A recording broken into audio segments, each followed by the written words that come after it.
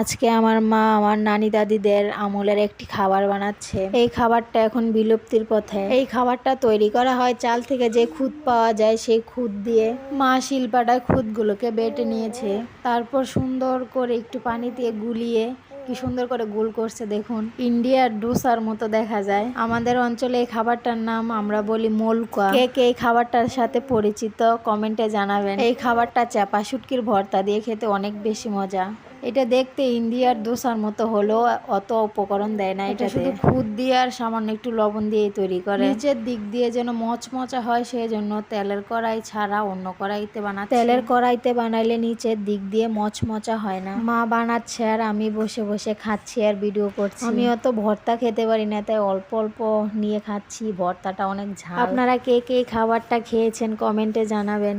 আর আমার ভিডিওটা ভালো লাগলে একটা লাইক, কমেন্ট আর শেয়ার করে রাখবেন। সকলে ভালো থাকবেন, সুস্থ থাকবেন। ধন্যবাদ।